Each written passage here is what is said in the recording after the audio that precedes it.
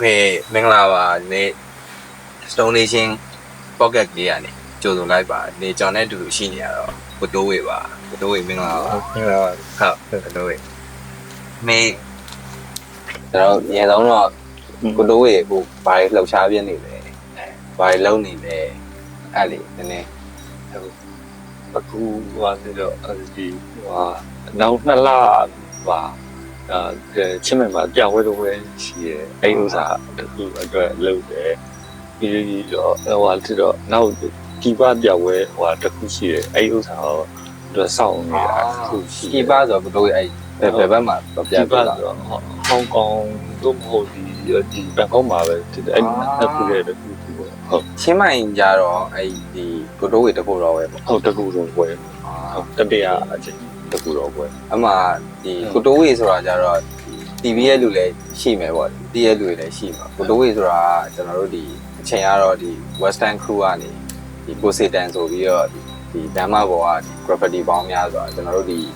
ရန်ကုန်မြို့ရဲ့ဒီကိုပိုင် graffiti hand တွေကိုစပြီးတော့ဟိုဖောက်ခဲ့ဒီပေါ့အဲ့တော့အမှကျွန်တော်သိကျင်တာကိုတိုးဝေဒီ graffiti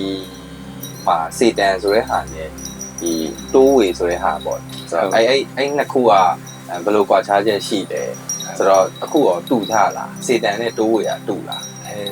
အခုတော့မတူတော့ဘူးစေတန်ဆိုတော့အစတော့အဖွဲ့နာမည်ကျွန်တော်တို့တငယ်ချင်းတွေအများကြီးပါတယ်အဖွဲ့အဲ့လိုအဖွဲ့နာမည်နောက်ဆုံးတော့ရေးကြတယ်နောက်ဆုံး3ယောက်4ယောက်အဲ့လိုကနေပြီးတော့ကျွန်တော်တို့တခြားတငယ်ချင်းတွေနဲ့ပေါင်းပြီးတော့ဒီတခြားတငယ် Western Crew လို့ပြီးတော့ပေါင်းပြီးဖွဲ့လိုက်ကြတယ်ဟုတ်အဲ့မှာနာမည်ကတော့ကြံခဲ့တယ်အဖွဲ့ကတော့ဖြစ်သွားတယ်Western Crew အမှဒီကိုသားပြုကတော့ဒီပုံနေဆိုရင်စေတန်ဆိုပြီးသွားပြီးဖွဲ့ကြ property ရောဒီ Western Crew ဆိုပြီးအဖွဲ့ရဝင်ဟုတ်အဲ့မှာကျွန်တော်ကြားဘူးတာပေါ့အဲ့တော့ကြားဘူးနာဝါပေါ့ဒါကတော့တကယ်ဖြစ်ရဟာကိုတိုးဝေတို့ပြန်ပေးရမှာအဲ့ဒီကာလမှာကျွန်တော်တို့ဒီစီပင်ကဒီ property ဥပဒေတွေတို့ဒီနေရန်တွေပေါ်မှာဆေးဆွဲရင်ဖြစ်တယ်ညာဖြစ်တယ်ဆိုတဲ့ဥပဒေတွေစပြီးထွက်လာတဲ့အချိန်မှာဆိုဒီစပြီးဒီ Western Crew ကဖွဲ့တော်များများတယ်လို့ဖန်ခံရတာတို့စစ်ဆေးခံရတာတို့ရှိရတယ်ရှိတယ်ဟုတ်လားဟုတ်တယ်โอเคကျွန်တော်တို့ဆိုရင်မြို့နယ်ပါအလုံးရှိတယ်ပြီးရင်အလုံးရဲ့ပြီးတော့ရုံးမင်းဒီအဲ့တော့အမှဆွဲကြတာဆိုတော့အများတော့အလုံးတခုံစမ်းကြောင်း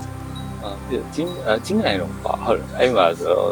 စကန်တွေလက်မှတ်ထိုးတာနောက်တစ်ခေါက်ဒီနေ့မြန်မကြီးတော့ပါဘူးဆိုတော့โอเคအဲ့တော့အမှန်နေဒီတစ်ချိန်ရပေါ့ဒီကျွန်တော်တို့ဒီ property ဆိုတာကိုဒီခုနလိုပေါ့ဒီလက်မှတ်တွေထိုးပြီးတော့ပိတ်ပင်နေရဒီကာလာဒီတုံးဆိုပြီးတော့ဒါ property ဆိုတာဒီ street act ဆိုတဲ့ဒီ act ဆိုတဲ့ဒီအမှုပညာတစ်ခုကိုကျွန်တော်တို့ဟိုမြင်လာတဲ့ခေတ်တစ်ခေတ်ကိုပြန်ရောက်လာပေါ့ပြန်ရောက်လာဆိုတဲ့အချိန်မှာလည်းတုံးဆိုပြီးတော့ကျွန်တော်တို့ကိုတိုးဝေကိုကျွန်တော်ပြန်มาထပ်ပြီးတော့မြင်ရလဲဆိုတော့ဒီကျွန်တော်မြင်ဒီကုန်းဟာပေါ့အဲ့တော့ဒါတော့ကျွန်တော်သိကျင်တဲ့ကိုတိုးဝေရဲ့ဒီအပိုင်းစလေးကိုအဲ့ဒါတွေ့တဲ့အချိန်မှာလည်းတစ်ခါလည်းမေးရအောင်အဲ့တော့အဲ့ဒီမြင်ဒီကုန်း project ကြီးရအောင်ကိုတိုးဝေဘယ်လိုဆွဲပြစ်တာလဲဘာကြောင့်ဆွဲပြစ်တာလဲသူ့ရဲ့ concept ကဘယ်လိုရှိတယ်ပေါ့အဲ့ဥစားဒီသွားဟိုတင်းတဲ့တန်ရွာနေတော့သူအတင်းကြီးရေမှုဌာနကနေပြီးတော့ဒီမြန်မာနိုင်ငံအစိုးရကိုသူတို့နှစ်90ပြည့်ပါမယ်60လားပြီးတော့ပြီးပါအဲ့ဒါဒီအထိမ်းအမှတ်နေတယ်လက်ဆောင်ပေးတဲ့ project ကြီးပဲအဲ့မှာရေးကြတာတော့အဲ့မှာတော့ခုရှိတာအဲ့ရေးကြတော့အဖွဲ့တွေကအများကြီးရှိတယ်ကျွန်တော်တို့ဘက်အချမ်းပါဆိုတော့ဘယ်ဘက်အချမ်းဆိုရင်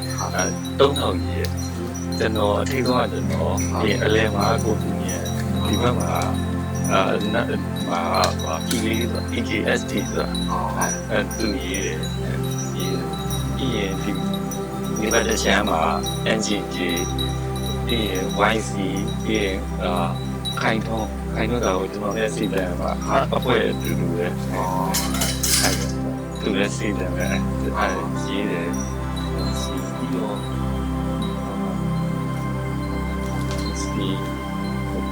ကိုအင်းတီအနက်စိတ်ကကိုအင်းတီ ကျတော့ကိုင်းတီရတဲ့ကန်ဟိုလူတော့မသိသူသွားရတော့ကျွန်တော်မြင်တွေ့ပေါ့ဒါပေါ့ စိတ်ကအခုကဒီကြီးလုံးနေတာ အော်ဒီနေတာကျွန်တော်အဲ့ငယ်လေးတွေကကျတော့အဲ့ဒီကျွန်တော်ညဒီ hip hop ပေါ့ဒီ hip hop ကချောက်တော့စိတ်ဝင်တော့ဒီ property ဆိုတဲ့အဲ့လိုတောက်လျှောက်လိုက်ကြည့်ပြတယ်ပေါ့လိုက်ကြည့်ပြီးတော့အမှဒီစေတန်နဲ့ခုနကအခုပြန်ဆက်ရလို့ရှိရင်ကျွန်တော်လိုက်ကြည့်နေတယ်ကိုတွေကဒီစေတန်ဆိုတဲ့ဟာမျိုးနဲ့ဒါကိုကွဲလွယ်တိတာအဲ့တော့တိုးဝေဆိုပြီးတော့ဖြစ်လာတဲ့ပုံမှာကျွန်တော်တို့တိုးဝေကြတော့ကျွန်တော်တို့ဒီပကြီးဘက်ကိုပို့ပြီးတော့သွားတာမျိုးပို့တွေ့ရသလားပေါ့လေဒါဆိုတော့ဒီ property နဲ့ဒီပကြီးမှာတော့အခုဘယ်လိုခံချက်တွေနဲ့သူချင်းချက်ဖြစ်သွားလဲအဲ့လိုချင်းလိုက်တဲ့ပုံမှာဘာသာချက်တွေရှိလားပေါ့ရှိတယ်အရင်ကတော့စိတ်တန်းတော့ကျွန်တော်တို့ကငယ်ငယ်ဖြစ်တယ်ဟောဆိုအရွယ်တိုင်ပြီးတော့သူကမကောင်းအောင်ဆိုတယ်အောင်းလောက်တော့ွားတယ်အတည်းကြီးလာဟာချက်တော့ဟိုကနာမည်တစ်ခုလို့ပါအဲ့ကစားသူအနာကအတိတ်ပဲပါတာတွေပါလေအများကြီးတော့ဟုတ် ကျင်းချက်လာတဲ့အသေးပဲပေါ့ အဲ့လိုမျိုးဖြစ်လာတော့ဟိုဒီကောင်းတဲ့ဟိုမျိုးပဲသုံးမြင်တော့အဲ့ဒါလည်းနောက်ပိုင်းတော့ဟိုမရှိဟိုလုံတွေပါတယ်တက်နိုင်တော့ရှော့ပြီးတော့ပကြီးဘက်ကိုပဲသွားရမယ်ဆိုပြီးတော့ဝေါအဲ့နာမည်ကိုချိန်လိုက်ပြီးတော့ပြောင်းလို့ ကျွန်တော်ဒီ program လေးရဲ့အဓိကရွေချက်ကတော့ကျွန်တော်တို့ဟောပေါ့လေဒီ street ပေါ်ကဒီ act တွေကိုကျွန်တော်တို့ဒီတောက်လျှောက်ဒီရှင်တန်နေတဲ့လူပြီးတော့ဒီညာရင်းနဲ့သက်မွေးဝမ်းကြောင်းပြုတ်နေတဲ့လူပေါ့အဲ့တော့လူငယ်တွေကသူတို့ဝါသနာပါတဲ့ဒီ street မှာထားတော့ B-point ကားလူပဲဖြစ်စေ property ဆွဲလူပဲဖြစ်စေနောက်ဆုံးအခုကျွန်တော်တို့လိုမျိုးဒီ cancer site တဲ့လူပဲဖြစ်စေအဓိကတော့သူတို့ဝါသနာပါတဲ့ဒီ street ပေါ်ကအလုပ်တွေနဲ့ရှင်တန်နေကြအောင်ဒါပေမဲ့ကျွန်တော်တို့မွေးလာမြန်မာနိုင်ငံမှာဖြစ်နေတယ်မြန်မာပြည်ကလူငယ်တွေဖြစ်နေတဲ့ဒါမွေးရပါကန်စုံမှုကြီးကြောင့်ကျွန်တော်တို့မှာဒီ street business တွေကိုဒီ street act တွေကိုလောက်ရမယ့်အစားဒီဝါသနာနဲ့ဝမ်းရေးဆိုတဲ့နေရာမှာပေါ့အဲ့တော့ဟိုအဲ့ဟာကြီးကြောင့်ပဲကျွန်တော်တို့ရဲ့ဝါသနာတွေကတော်တော်များများဟိုမြုပ်လိုက်ရပြီးတော့ဝမ်းရေးအတွက်ကိုပဲရွေးချယ်ရရှိတယ်အဲ့တော့အဲ့မှာကျွန်တော်တို့ဟိုကိုတိုးဝေတို့ဟိုလိုမျိုးလူမျိုးတွေစသည်ဖြစ်ပေါ်ဒီဟာကိုပဲကောင်းမှသာဖတ်တွေ့ပြီးတော့ဒီနေ့ဒီချိန်ကြီးပဲဒီ act တစ်ခုလည်းနေကျွန်တော်ရက်တည်နေတာနေကြတယ်ဆိုတော့အဲ့ဒါရောပြောသလောက်ဟိုလွယ်လားဒီအရာပေါ့ကျွန်တော်တို့ဒီပကြီးဆွဲတယ်ဗျာဒီပကြီးဆိုရဲအရာတစ်ခုနဲ့ကျွန်တော်တို့ဝင်ငွေတစ်ခုဒီဘဝရက်တည်မှုအတွက်ကိုကျွန်တော်တို့ဖန်တီးမယ်ဆိုရင်ရောဘယ်လိုမျိုး survive လုပ်တင်တယ်ပေါ့ဒါကတော့ဟိုကိုတိုးဝေဖြတ်တန်းခဲ့တဲ့ဟာလေးရောပြီးတော့နောက်တစ်ခုကကိုတိုးဝေလိုမျိုးလိုက်လုံမဲ့လူငယ်တွေအတွက်ဆိုရင်ဟိုရှိမှာပဲပါတိုးဝေဆိုတဲ့ဟာကိုလူငယ်တွေတို့သဘောကျတာအမြဲကိုတိုးဝေကဒီ property ဆွဲမယ်သူကောက်ကြောင်းနေပေါ်မှာပဲသူ့ရဲ့ဖြတ်တန်းမှုကအဲ့အရှိတယ်ဗျဆိုတော့အဲ့အရန်မိုက်တယ်ဆိုတော့အဲ့လိုမျိုးကျွန်တော်တီးတန်းဖို့ဟိုဘေးကကြည့်နေတယ်လို့လွယ်လားပေါ့အဲ့လိုမျိုးဖြတ်တန်းဖို့ရောကျွန်တော်တို့ဘာတွေလုပ်အောင်ဆိုတဲ့ဟာမျိုးလေးမျှဝေပြီးပါတို့ဟိုမှာတော့အခြေခံဟို ski ဟိုပုံဆွဲရဆိုရင်ဟို final မဲ့လေအခြေခံဟို academy ဝေးကြည့်လို့ရှိရင်ဘယ်ပုံမဆိုဟိုရေးလို့ရတယ်ပေါ့ဟိုအဲ့အခြေခံတွေကိုပိုင်လို့ရှိရင်ဒါအလုပ်ကတော့ဟိုမချောင်းတစ်ခုနဲ့တော့ဟိုချောင်းဆိုတာတစ်ခုမဟုတ်တစ်ခုဘပေါင်းတော့ချားနေပြီအခွင့်အလမ်းတွေတော့တွေ့ဒါအဲ့နေရာမှာကျွန်တော်တွေ့တာအရန်လေဟိုဒီကိုရေးကိုဖန်ရတာဒီလိုပျော်နေလို့ရှိရင်အဆင်ပြေတယ်ဟိုဘယ်နဲ့ဟိုလိုပွဲလုံးချင်တာဒီလိုအဲ့လိုအရန်အောင်မြင်ကြတော့ပြောအောင်မြင်ကြလားပေါ့လေအရင်သိချင်တာအဲ့လိုအချိန်မျိုးကြတယ်ဟိုပြန်တော့မဖြစ်လို့ရှိရင်လားအဲ့လိုကိုပြည့်ပြီးတော့အဲ့လိုဖြစ်လာအဲ့မှကျရင်ကျွန်တော်ဆိုရင်ကျွန်တော်ကျတော့ဘယ်လိုအဲ့လိုအချိန်တွေမှာကျွန်တော်ကြုံမှုရဲ့ဟာကျွန်တော်ဘယ်လိုဖြတ်တန်းလိုက်လဲကိုဒီအရာတစ်ခုကျွန်တော်ဖြစ်လာတော့ဖြစ်မလာခဲ့ဘူးအဲ့ဖြစ်တဲ့လူတွေတော့ကြည့်ပြီးတော့သူတို့ appreciate လုပ်လိုက်တော့အဲ့ဒါပေမဲ့တစ်ခါကျရင်စိတ်ကနှစ်ခွတစ်ခါကျရင်ငါဘာလို့ဖြစ်မလာလဲဆိုရင်ညစ်တွန်းတာကျွန်တော်တို့ဒီလူငယ်မှာခုနလိုလမ်းမားတဲ့ဒီ street ပေါ်ကလူတွေတော့ပို့ဆိုးတယ်လမ်းမားတဲ့ဘက်ကိုပို့ပြီးတော့ကြောင်းနိုင်တယ်အဲ့ဒါလည်းမိုက်တယ်ဒါဆိုလည်းကျွန်တော်ဒါဟိုနားထောင်အောင်ဟာမျိုးလေးတစ်ခုပေါ့ဟုတ် ဒီဟိုပုံဆွဲရတယ်ကျွန်တော်ဆိုပုံဆွဲရပြောနေဒါပေမဲ့ဟိုဟာကျလို့တခြားအရာတွေဟိုလာဒီပုံကြီးကလှအောင်မယ်ဟိုအဲ့လိုတခြားတစ်ခုဖြစ်ရမယ်ဟိုဂျင်ဂျီကားရဲ့ရောင်းအောင်မယ်အဲ့လိုမျိုးဒီပေါ်ဝင်လာပြောမကောင်းတော့အဲ့ဒီချိန်နဲ့နည်းနည်းတော့ပြန်ဖို့ပုံဆွဲနေရတာပြောနေဟိုတခါကျရင်ဟိုသုံးကျင်တဲ့ဈေးတွေကဟိုဈေးကအရင်များတယ်အဲ့ဒါကိုလိုချင်တယ်ဒါပေမဲ့သူဆိုင်ကမတက်နိုင်ဘူးအဲ့ဒီချိန်ကျရင်ဟိုပြောနည်းနည်းကိုတိတ်တော့မကျင်တယ်ဒါပေမဲ့ဟိုတိတ်မဖြစ်ချင်လို့ရှိရင်တော့တက်တယ်မရှိဘူးပုံဆွဲရတာလေဒီမှာကိုယ့်ဟာကိုဖန်တီးနေရပျော်နေရအဲ့မှာနည်းနည်းဒီကိုပြန်လျှော့လိုက်ပြီးအဲ့လိုကျွန်တော်တို့အခုဆိုရင်ရောကိုတိုးဝေအခုဒီအင်ကြီး project တစ်ခုမှကျွန်တော်တို့ဒါဝင် join ဖြစ်တယ်ပေါ့ဝင်ပါလဲတွေ့ရတယ်ဆိုတော့အဲ့အင်ကြီးမှာရောကျွန်တော်တို့ဖန်တီးထား artwork တွေကစားရကွာဒီလားစားရဆိုတာဒီ don't cook your brain ဆိုတဲ့ concept ပေါ့ဆိုတော့ဒီအင်ကြီးပေါ်ကဒီ design တွေကိုကိုတိုးဝေဘယ်လိုidea နဲ့ဟို creation လုပ်ဖြစ်တာလဲပြီးတော့နောက်တစ်ခုကဒီ don't cook your brain ဆိုတဲ့concept လေးပေါ့အဲ့ပေါ်မှာဟိုအကိုရဲ့ဒီဘယ်လိုစဉ်းစားပြပုံလဲဆိုတော့အဲ့လေးလည်းနည်းသိတယ်ဟုတ်အဲ့ဒီဥစ္စာဟိုစဉ်းစားအဲ့ဒီ concept ကိုစားတော့ဟိုတက်တော့follow your health ဆိုရဲအဲ့ဒီဟိုစာကြောင်းလေးအများကြီးတော့တွေ့နေအောင်ကြားနေရတဲ့အားလေးရှိတယ်ဒါပေမဲ့အဲ့မှာတခုဘာသာတွေ့လဲဆိုတော့အုံတော့ဒီတို့ပုံမှန်တော့နှလုံးသားဆိုတော့အုံတော့ကထိန်းတာသူကဟိုပြောနောက်ကျွန်တော်တို့လှည့်ထားတဲ့ဟာတစ်ခုပေါ့တကယ်တော့ဒီအုံနောက်ကပဲဘယ်ခဏကိုဘယ်နောက်သွေးပို့မယ်ဘယ်လောက်ရှိပဲခြေတော့ဘယ်လောက်လှုပ်မယ်ဆိုတော့သူကအကုန်လုံးတွက်ချက်ပြီးတော့လုပ်ပေးတယ်ကျွန်တော်အမြင်နဲ့ဟိုအဲ့လိုစဉ်းစားမိတယ်ဟိုသူ့ရဲ့စကားပုံရဲ့ဟိုငင်းဆိုလိုချက်ကကျွန်တော်စိတ်တယ်ဟိုသူများကိုလည်းဒုက္ခမပေးဘူးကိုယ်လည်းစိတ်ချမ်းသာအဲ့လိုမျိုးဟာမျိုးကကိုယ်နှလုံးသားနဲ့လို့ပြောမယ်နည်းနည်းတက်တာရှိပြီးတော့လေဟာအဲ့လိုဟာမျိုးဆိုလိုချင်တာဖြစ်မယ်လို့တော့ဒါအဲ့တခါကျအဲ့ဟိုကျွန်တော်တို့လည်းရှိအရင်ကဟိုအုံနောက်ကဟိုဖြစ်တယ်အချက်လက်ကိုဟိုပါပေါ့မယုံနဲ့ဒီလှုပ်ချင်တာကိုလှုပ်ချလိုက်ဒီချက်လက်တွေပေါ့ဒီချက်လက်ကျနောက်ကို live လိုက်လို့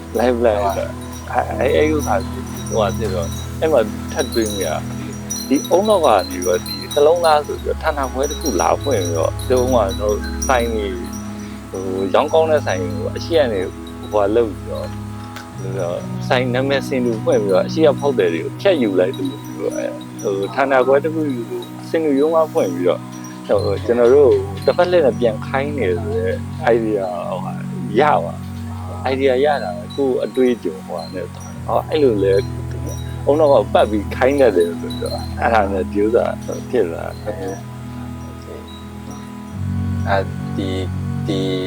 အင်ကြီးပေါ့ဆိုတော့အခုကျွန်တော်ဒီအင်ကြီးပေါ်မှာဒီကိုတိုးဝေရဲ့ act တွေကျွန်တော်စပြီးတော့မြင်ရပြီပေါ့အဲ့ပေါ်မှာနောက်တစ်ခုဒီ fashion ပေါ့ fashion နဲ့ပတ်သက်ပြီးတော့အဲ့လိုကိုတိုးဝေရဲ့အမြင်လေးတွေမာလေးရှိတယ်ပြီးတော့နောက်တစ်ခုဒီ fashion နဲ့ဒီ lifestyle ပေါ့ fashion နဲ့ lifestyle အခုကျွန်တော်တို့ဒီ time မှာဟိုရက်ကဆိုချင်းမိုင်မှာဖြစ်ပြီလေနော် hippie ပွဲတော့ဆိုတဲ့ဟာမျိုးရှိရပါဒါပေမဲ့fashion က hippie ဖြစ်နေလို့မရဘူးနောက်တက်မှာဆိုတော့ဒီ lifestyle နဲ့ဒီ fashion ကြီးနဲ့ဟိုတော်တော်များhippie ပွဲသွားခြင်းလို့ hippie လို့ဝတ်ပြီးတော့သွား join လို့မရဘူးပေါ့ဒီဆိုတော့အဲ့လိုမျိုးရဲ့ဟာလေးတွေရောနည်းနည်းတစ်ချက်ကိုတိုးရဲ့အမြင်လေးနဲ့ကိုတိုးရဲ့အဲ့ဒီထိုင်ရက်တွေအဲ့ဒီချက်ပြောပြအောင်ဟုတ်ဟိုကျတော့ကျွန်တော်တွေ့ရတချို့ဆိုရင်ဟိုခံချက်နဲ့ဟိုနဲ့fashion နဲ့ဟိုတော့အဲ့ဒီကဟိုသူရာသီဥတုနဲ့ပြီးရင်တော့မဲ့နေရာဒေသနဲ့ဒီမှာတွေ့မဲ့ပြောမဲ့လူတွေနဲ့ပြီးရင်သူ့ရဲ့ခံချက်နဲ့အဲ့ဥစ္စာဟိုတော့ပြီးတော့ဘာလုပ်လဲဘာအလုပ်လုပ်တဲ့အဲ့လိုနဲ့လိုက်ပြီးရမ မသိတော့လေဟိုဟာ fashion တွေဆိုတိတာလူကလည်းအဲ့အချိန်ကြာဟိုဟာဆိုတော့ဟိုတိတ်မကြိုက်ဘူးဒါပေမဲ့တချို့ဆိုရင်သူဝတ်ထားတဲ့ fashion သွားမဲ့နေတာဟိုဟာကြည့်လိုက်တယ်သူ့ကိုတက်တော့တက်တာရှိတယ်ဒီ fashion အကြောင်းဟိုသူ့အတွက်အခက်အခဲမဖြစ်ဘူးပေါ့အဲ့ဟိုဟာတက်တယ်ပြီးတော့ဟိုကျွန်တော်တို့ဒီဘောင်းကိုကျွန်တော်ဟိုဝယ်ထား10နှစ်လောက်ယူပြီလေအဲ့ဒီ user ဒီ brand တော့ကြိုက်တော့ဟိုဝတ်တယ်ဒီကောင်းဟိုဝယ်ထားလိုက်တယ်ပြီးတော့ဟိုသူကဘလောက်ပဲကြာဆုပ်ကျွန်တော်အနည်းဝတ်တယ်အဲ့လိုပေါ့ကျွန်တော်ဆိုလဲအဲ့လိုပဲခဏလိုပေါ့ဒီ lifestyle တခုထားပါတော့ကိုကဒီဘယ်အရာကြီးကိုယူသွလို့ဆိုပြီးတော့ဒါကြီးနဲ့အဲ့လိုတဆွဲတယူတန်တာနဲ့ဆိုင်ခဏလိုဒီအင်ကြီးကိုဒီပေါ့ပပါဒီဟိုဖြစ်စေကြတာပေါ့အဲ့တော့ကြောင့်အခုကျွန်တော်ဆိုရင်ဘယ်လိုမျိုးဝစ်ချင်လဲဆိုတော့ကျွန်တော်ကျတော့ဘာတိုင်ဘက်လဲဆိုတော့ကျွန်တော်ဒီအရက်လဲရှည်တယ်ပြီးတော့မြန်မာဘက်မှာလည်းအဲ့လိုဈေးဝယ်တိုင်းကျွန်တော်တို့ site မရပြီးတော့ကိုကကြတော့ကျွန်တော်ကျတော့ငကိုတွေကကိုသဘောကျတဲ့ဟိုဘယ်လိုမျိုးတွေကိုကျွန်တော်အမှတ်တရအင်ကြီးတွေကျွန်တော်ပို့ပြီးတော့သူများကြီးကြတော့အဲ့လိုကြိုက်ပြီးတော့အမှတ်တရပါအမှတ်တရတော့အမှတ်တရဆိုမကြိုက်ကြဘူးပေါ့မဝယ်ကြဘူးတိုးရစ်အမြင်ကျွန်တော်ကျတော့အဲ့လို fashion အမြင်နဲ့အဲ့ဟာကိုပို့ပြီးတော့သဘောကျတယ်ကွာအဲ့လိုနဲ့ဆက်ဆက်ပြီးတော့ကိုသဘောကျတဲ့ artist တွေဟိုရှိရကွာဆိုတော့အဲ့လိုနဲ့ဆက်ပြီးတော့ကျွန်တော်အင်ကြီးစပြီးလှုပ်ဖြစ်တာပေါ့လှုပ်ဖြစ်တာဆိုတော့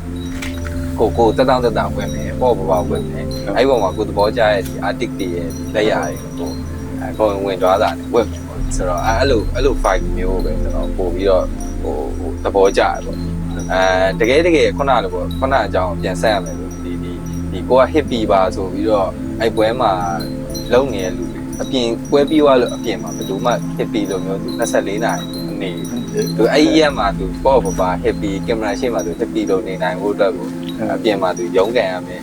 ကိစ္စတွေရှိမယ်အပြင်မှာကျွန်တော်တို့ဟိုဟာတွေရှိမယ်ဆိုတော့အဲ့လိုမျိုးလေးပေါ့ဆိုတော့အဲ့လိုပေါ့ပါလေးတွေကျွန်တော်တို့ပို့ပြီးတော့မြင်တယ်ပေါ့ဟုတ်ဟိုအဲ့ကိုခံချက်နဲ့လည်းဟိုဟာပြရမယ် lifestyle နဲ့လည်းကြိုက်ရမယ်အဲ့ဈားတွေပေါ့တစ်ခါလေတော့ဟိုတချို့လူတွေဟိုအခမ်းအနားတွေပါလေတွားလို့ရှိရင်ဟိုကိုပုံမှန်ကိုခံတာလို့ဝတ်တာဆိုတော့ခါကြလည်းနည်းနည်းလေးလဲနေကြအောင်လေနည်းနည်းလေးဘလို့မှတွေ့ရလဲဆိုရင် Asian brand နဲ့ခဏတော့များသောအားဖြင့်ပြောမယ်ကျွန်တော်တို့ဒီမြန်မာဘက်မှာတွေ့ရတယ်။ဥပမာပကြီးဆရာတယောက်ဆိုတို့ကပုံဖော်တာမုတ်စိတ်တွေတော့အင်းတို့ဖြစ်နေတာ။ဒီမှာရှက်ကီရနဲ့တဲဟိုမှာပကြီးဆွဲရမယ်ဆိုတော့ဟာကိုငကိုတွေကဒီကျွန်တော်တို့ကတုံးမှာပဲဖြစ်စေဝိထုမှာပဲဖြစ်စေနောက်ဆုံးရုပ်ရှင်ကားမှာပဲဖြစ်စေအဲ့လိုမျိုးမြင်ရတယ်တကယ်ဒီနိုင်ငံတကာအဲ့တော့ကျွန်တော်တို့မြန်မာမှာဆိုရင်ကြာအဲ့ဒါနဲ့ဆက်ဆက်ဘာကျွန်တော်ပြောရခဏလို့ပေါ့ fashion နဲ့ပတ်သက်ပြီးဒီဟာကိုဟိုကျွန်တော်တို့ဒီမီဒီယာဖော်ကျွန်းထားတဲ့အတွက်ဒီဟာကြီးကို highlight ပြထားတဲ့အတွက်ဒါဒီလိုမျိုးဒီပကြီးဆရာဆိုရင်ဒီလိုနှင်းလို့ဆိုမြန်မာပြည်မှာဆိုရင်ပကြီးဆိုရင်ဟိုကလေးတယောက်ပကြီးဆွဲမယ်ဆိုရင်မိဘတွေကတင်မှာခမင်းငတ်တဲ့အလုပ်ဆိုတဲ့ဟာအရင်ပြောကြတယ်အဲ့ဒါခုနကပေါ့ဒီဟာကြီးတစ်ခုကို highlight ပြရတယ်ဆိုင်ကျွန်တော်တို့နိုင်ငံတကာမှာဆိုရင်ခုနကဒီဆရာကြီးမှာလမ်းဘေးကဖုံးလက်ကလည်းဒီဆွဲမှာပဲစုပ်ဝစ်ပြီးတော့တကားကိုဟိုတန်းနဲ့ချီဒေါ်လာသိန်းကနန်းတောင်းကနန်းရာကနန်းတွားနေတဲ့လူတွေလည်းရှိမှာပဲသိရမှာတော့အဲ့လိုဟိုပေါ့ပေါ့လေဆိုတော့အရင်ဒါကြီးကိုဟို fashion နဲ့ခုနလိုပေါ့ဆရာဝန်ကလည်းသူဝစ်ချင်လို့ဝစ်လို့ရတယ်ဗျာသိရမှာပေါ့ပါသူ့ရဲ့ professional ပေါ်မှာသူတစ္ဆာရှိတယ်အလုပ်ကိုင်မှာကောင်းတယ်ဆိုတော့မိုက်တယ်ဆိုတဲ့ဟာမျိုးပေါ့အဲ့လိုမျိုးပေါ့မြန်မာမှာခုနလိုဒီဆရာဆိုညင်တိုနဲ့အဲ့လိုဆွဲနေရမယ်ဆိုတဲ့ဟာကြီးပေါ့ကျွန်တော်တို့ကိုယ်တိုင်လည်းငကိုတွေကပကြီးဆရာဆိုရင်ကအဲ့လိုမျိုးပဲမြင်ကျင်လာတော့အဲ့တော့ဘာဖြစ်လဲဆိုတော့အာတစ်ကမသိရင်ပီတိပေဆုပ်ပဲနေရတော့သိရမလားတော့လမ်းဘေးမှာပဲရောက်တော့မှပဲဟိုဟာဖြစ်မယ်ဆိုတဲ့ဟာကြီးအဲ့လိုလိုပြင်နေရတယ်ဟိုအရင်ဖြစ်တော့တော့ဟိုအဝိဇ္ဇာလည်းရှားပါတယ်ပြီးတော့ကျွန်တော်ပကြီးဆရာရဲ့ဒီအပြင်ထွက်လို့ရှင်သူကဟိုကျွန်တော်ကုတ်ပုံမှာလူရိုသူရှင်တွေပြောင်းလို့အင်ကြီးဟိုအဖြူနဲ့လွယ်အိတ်ဆိုရင်တို့ရဲ့ဟိုစုပ်တန်ဆေးတယ်အဲ့ဥစားပြုတ်ပြီးတော့ဟိုလွယ်ကြတာဟိုလက်တယ်အဲ့တော့သူတို့နောက်ပိုင်းဆက်စုပ်ပုံပေါ်လာဖားတဲ့လူတချို့ဟိုဆရာတွေကြောက်တယ်အရင်တို့ဘာလို့ အရက်ပေါ့အရက်ကြိုက်တာတို့ပါအဲ့ဒါခါရညင်းသွတ်ထပ်သွားအဲ့ဥစားကအဲ့အင်မီယာဒီဆွဲဘယ်လိုကြောင့်လဲဆွဲချလို့ဖြစ်သွားကြဟိုခုနကျွန်တော်ပြောလို့ပေါ့ဟိုကလေးတယောက်ကဒီမှာဆိုရင်ပကြီးဆွဲမယ်တော်လိုက်တာမိုင်းလိုက်တာဒီမှာအဲ့တော့တဲရန်ရှိတစ်ခုအနေနဲ့သူတွေကမြင်သွားကြတယ်ကျွန်တော်မြန်မာမှာဆိုရင်ဟိုကလေးတယောက်ပကြီးဆွဲဆိုမိဘမင်းငတ်မဲ့အလုပ်လို့သိရမလားအဲ့လိုမျိုးကအရင်ပြောကြတာဆိုတော့သိရမလားအဲ့လိုဟာတွေကစပေါ့အခုကိုလန်မာနောက်ဆုံးထွက်တဲ့အချိန်ထဲမှာဆိုပဲ rapper ဆိုရင်ပဲအခုရုပ်ရှင်ကားမှာဟိုခွားတွေကြာတယ်ဒီဘက်ခေတ်မှာကိုမြင်တဲ့ဒါတော်တော်ရဆိုလဲဒါ hip hop ကစားလာဗျာဟိုးရင်တွေကဒီဘက်ဒီချိန်ကြီးကျွန်တော်တကယ်ဒီ hip hop လမ်းမတွေပေါ်မှာခွားတွေကြာပြီးတော့ဗျာရိုးဘူးမှမဟုတ်ခဲ့ဘူးဗျာဒါတော့ဟို graffiti ဟိုဘယ်သူမှဟိုဟာမဖြစ်ခဲ့ဘူးဗျာဒီလားကျွန်တော်တို့ဟို fashion အနေနဲ့ကြိုက်တယ်ဝတ်စရာရှိရဝတ်တယ်ကျွန်တော်ဟိုဆွဲစရာရှိရဆွဲဆိုစရာရှိရဆိုတယ်ကားစရာရှိရကားဒါတွေပဲလုပ်ခဲ့ကြဒါပေမဲ့တစ်ဖက်မှာတော့ကိုရီကိုဟိုမီးမောင်းထိုးတယ်ဒီမှာ highlight ပြရတယ်ဒလွဲပြအဲ့ရအရင်ဒီမြန်မာပြည်ကဟာဒီ street activities နဲ့အမှစဒလွဲမြင်ကြဆရာဆိုလည်းဘယ်လိုဖြစ်တယ်အမှဟိုကဆိုလည်းဘယ်လိုဖြစ်တယ်ပဲဟာဟုတ်တယ်ဟိုကကျွန်တော်စိတ်အဲ့ဟိုဟာလေဟိုဟာ rumba အပွားဝတ်တယ်ဆိုတာသူဒီဟိုကျွန်တော်တို့သူတို့ဟိုဟာဆိုရင်သူတို့ဦးလေးတွေဟိုရှိမယ်ဒါမှမဟုတ်အလုတ်ကရတဲ့စုတွေဟိုဟာဒီကြီးလို့ပါဆိုတော့သူတို့တက်ကြီးနေသူတို့ဦးလေးတွေပါတယ်အဲ့လိုမျိုးအလုတ်ကရတဲ့ဟာအင်ကြီးတွေဆိုရင်ဟိုဘောလုံးဘတ်စကတ်ဘောဟိုလုတ်တဲ့ဂျာစီသူတို့ဟိုဖြစ်တဲ့ဟာကိုအစင်ပြေတဲ့ဟာကိုယူခဲ့ရတယ်အဲ့လိုဟုတ်တော့အခြေမခိုင်နေတဲ့အချိန်ကဖက်ရှင်လူတွေကအခုချိန်ကြီးဟိုအဲ့လိုထင်နေတာတော့တကယ်တော့ဒီဟိုကြီးကပြောင်းသွားတယ်အခုတော့ပဲ rubber ဟိုဟာလေအတကြီးလာလေဒီစိတ်တန်းတွေဆိုပဲဟိုနောက်ဆုံးမှာဂျင်းဝမ်ဆက်နဲ့ဒီဝိုင်းတွေဒါသူ Grammy တက်ယူပါတော်တော်ရပြည့်နေကြတယ်အဲ့ဒါအမြင်လေးဟိုဟာတချို့ကြတော့ဟိုအလွန်ကျူးတရုပ်ပေါ်ဆိုအဲ့လိုဆိုလို့ကျန်တာအလွန်ကျူးတရုပ်ပေါ်ဟာအဲ့လိုဖြစ်ကြโอเคอ่ะပြီးတော့နောက်ဆုံးအနေနဲ့ပေါ့အခုကျွန်တော်တို့ဒီဘက်မှာဒီထိုင်းဘက်မှာဟို artist တယောက်အနေနဲ့ဒီနိုင်ငံရေးချမ်းမှာရက်တည်တာတယ်ကျွန်တော်မြန်မာမှာရက်တည်တာလို့ကွာခြားချက်ရှိတာဘာရှိတယ်ဆိုတဲ့ဟာလေးပေါ့ပြီးတော့အခုရဲ့ဒီအမြင်လေးပေါ့ဟိုတဲ့တော့ဒီ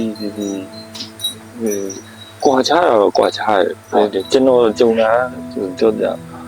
ဟိုကျွန်တော်အခုနောက်ပိုင်းပစ္စည်းဆိုရင်လည်းဟိုပကြီးကားကြီးမှာတော့ဟိုပစ္စည်းဒူးရကြီးမားမားဟိုကျွန်တော်ဘယ်လိုတော့မလို့ချင်တော့ပစ္စည်းကိုမလို့ချင်တော့ဟိုရန်ကုန်မှာထွက်လာခဲ့မှာကျွန်တော်အဲ့နောက်စီးရီးတွေရေးဖို့အတွက်စီးရီးစုထားတယ်စုပ်တန်တွေတော့စုထားတယ်အဲ့လိုပကြီးကားတွေဟိုကျွန်တော်စုထားတယ်အလုပ်ခွင့်အဲ့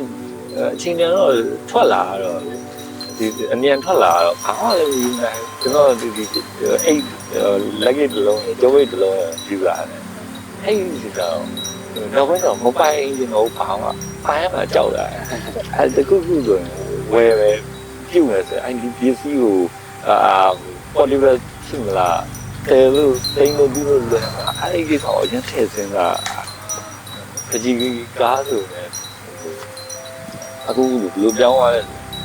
ဒီပကြီးစီးတွေဟိုဟာကကျွန်တော်တို့အရှိရနေပြီးတော့ယူတွေဒီပကြီးပြားတွေဟိုဟာလူကြအောင်လို့ဟိုလောက်ပြဟိုဟာပြပြပြီးတော့ကျွန်တော်တို့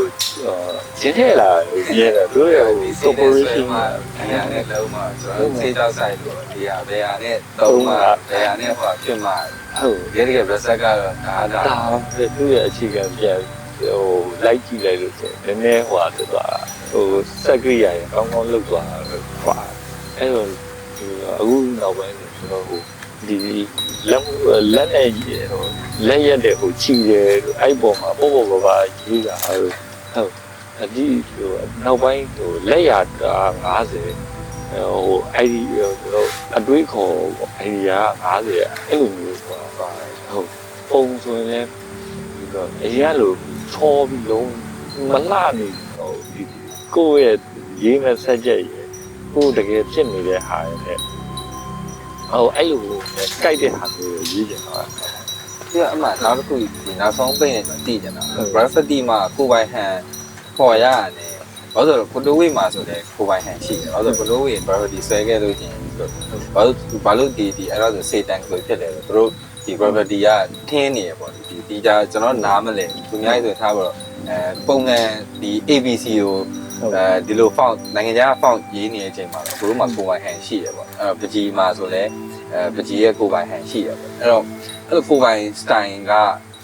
တီးတဲ့ကျွန်တော်မွေးရတာလားဒါကတော့ artist တွေပေါ့နောက်လုပ်တဲ့ artist တွေဒီ street act တွေလို့ကျွန်တော်အဲ့ဟာကိုဒါကျွန်တော်ကိုယ်တိုင်လည်းသိကျင်တဲ့သဘောမျိုးလို့တီးတဲ့ကိုပိုင်ဟန်ကိုကျွန်တော်တော့မွေးမြူရတာဒါမှမဟုတ်ကိုယ့်ရဲ့ပင်ကိုဗီဇနေမပါလားအဲ့ဒါကိုတေချာပြန်လိုက်ကြည့်လို့ကိုလူတိုင်းอ่ะလေကိုတီးငငယ်တည်းကဘယ်လိုပြောမလဲတီးဆောက်လာဖြတ်တန်းလာတဲ့အတွေ့အကြုံမတူတော့အဲ့ကိုပြန်ကြည့်တေချာကိုစစ်စစ်လိုက်ကြည့်လိုက်လို့အဲ့ကိုရဲ့identity ကလည်းမတူတော့အဲ့ဥစ္စာကိုထုတ်သုံးနိုင်သူကတေချာလုံးကြမလို့ပေါ်လာတယ်ပေါ့ဟုတ်အဲ့ဒါလို့ဥမာကျွန်တော်တို့ဒီစေးအကောင်းသားတွေဝယ်ဖို့ပတ်စံမရှိဘူးအဲ့ဥစ္စာကိုကျွန်တော်ကစေးအကောင်းသားတွေမရရတဲ့နည်းနဲ့လုတ်ပြီးရေးနေတာကျွန်တော်ဘယ်လိုလဲကြိုးစားရလဲတစ်ဖက်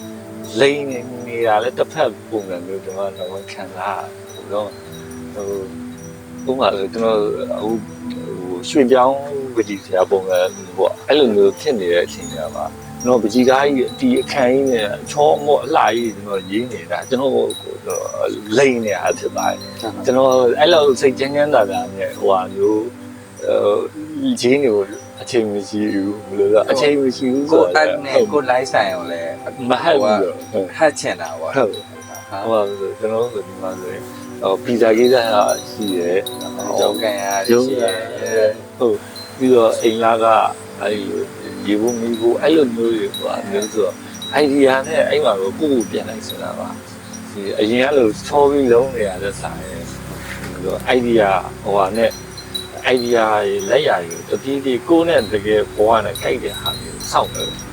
မယ်လို့ပြောအဲ့တတိတိချင်းသွားလိုက်တယ်အဲ့ကြောင့်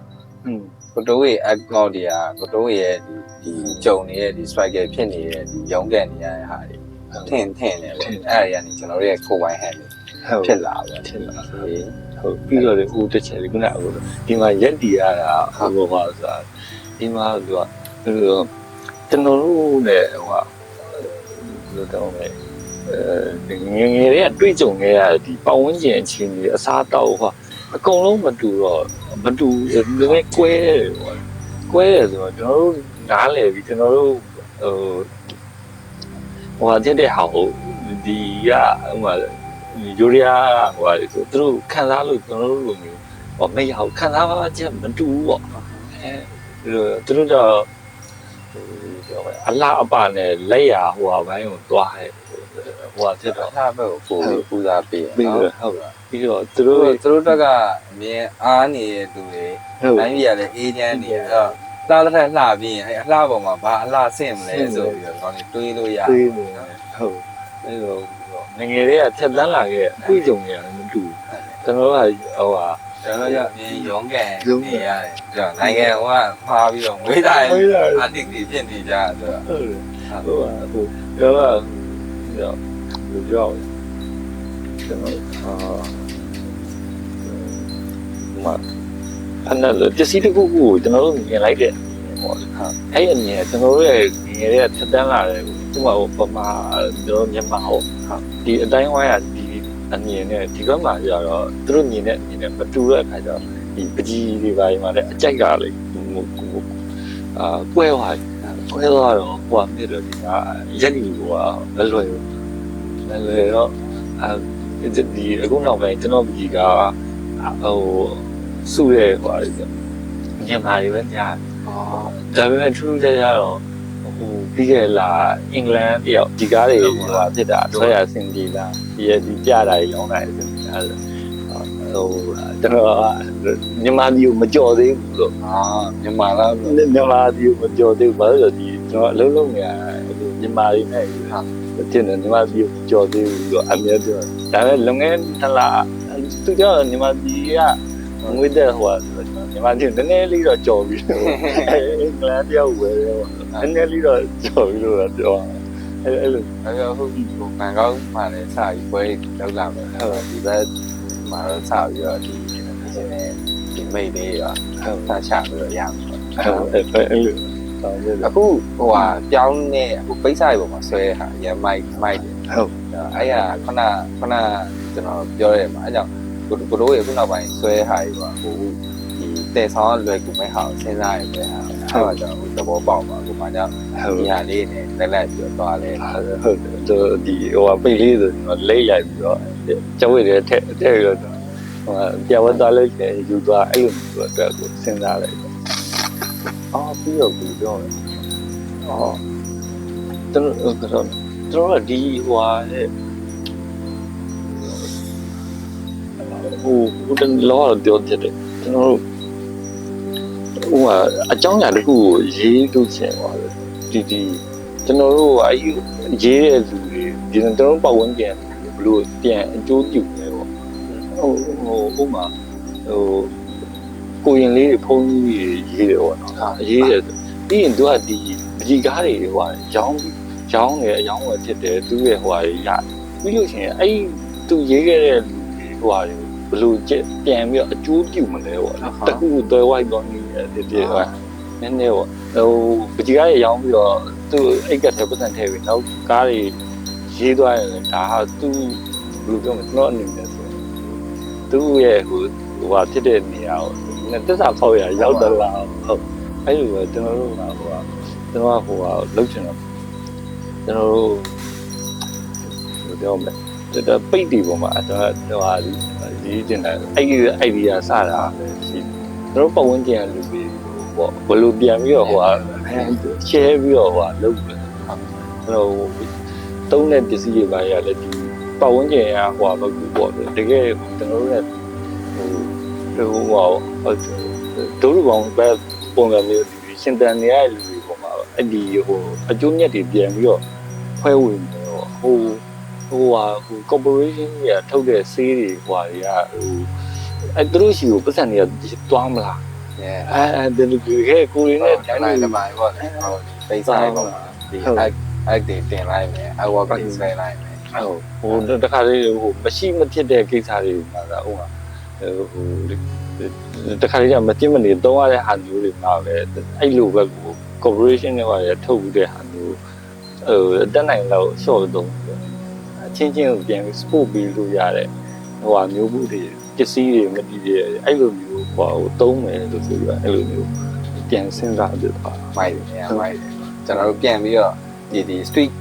လုပ်ငန်းတွေကိုပြန်ပြီးတော့ဒီ street ကလူတွေပဲပြန်တည်ပြီးတော့လေပတ်နေဟာဆိုတော့ဆိုဟိုလူတွေကြောက်ရပတ်ဆိုင်ဝတ်သွားတယ်အဲ့လိုပဲခေပါကျေးဇူးပါကိုဒီနေ့ခေ